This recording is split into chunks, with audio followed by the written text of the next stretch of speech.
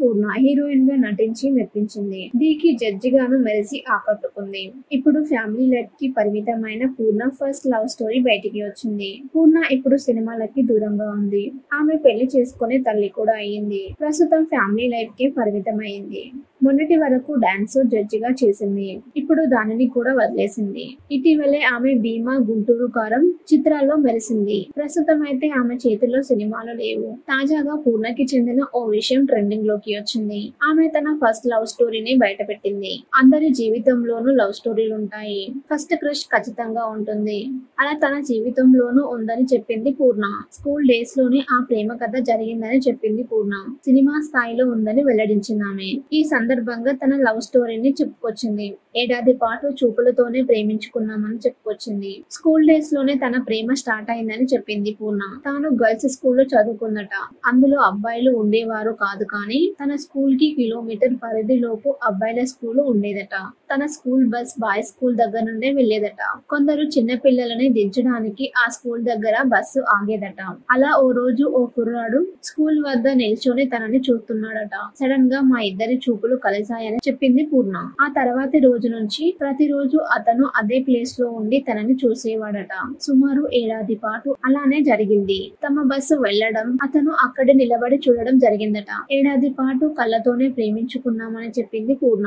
ఇక Valentine's day రోజు ఏకంగా తనకు చాక్లెట్, రోజా పువ్వుని కూడా పంపించాడట. కానీ తమ ప్రేమ అలా చూసుకోవడంలో ఆగిపోయిందని చెప్పింది పూర్ణ. ఎంతో ప్యూర్ గా, క్యూట్ గా సాగిన ఈ లవ్ స్టోరీ ఇప్పుడు వైరల్ అవుతుంది. కేరళకి చెందిన పూర్ణ మలయాళ చిత్రంతో నటిగా కెరియర్ ని ప్రారంభించింది.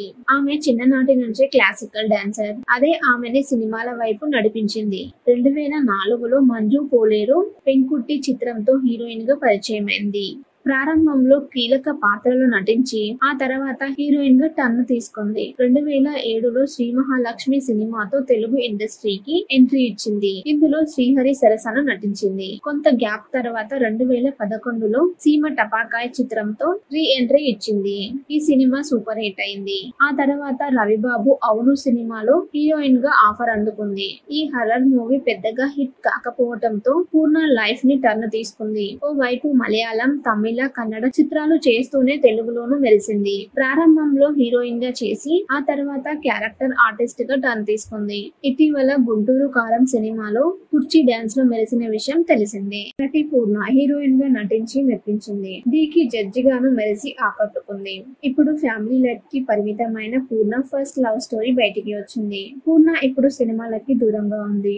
ఆమె పెళ్లి చేసుకునే తల్లి కూడా అయ్యింది. ప్రస్తుతం ఫ్యామిలీ లైఫ్ కి పరిమితమైంది.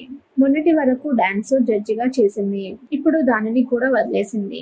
ఇటీవలే ఆమె భీమా, గుంటూరు కారం చిత్రాల్లో మెరిసింది. ప్రస్తుతం అయితే ఆమె చేతిలో సినిమాలు లేవు. తాజాగా పూర్ణకి చెందిన ఓ విషయం ట్రెండింగ్ లోకి వచ్చింది. ఆమె తన ఫస్ట్ లవ్ స్టోరీని బయటపెట్టింది. అందరి జీవితంలోనూ లవ్ స్టోరీలు ఉంటాయి. ఫస్ట్ క్రష్ ఖచ్చితంగా ఉంటుంది. అలా తన జీవితంలోనూ ఉందని చెప్పింది పూర్ణ.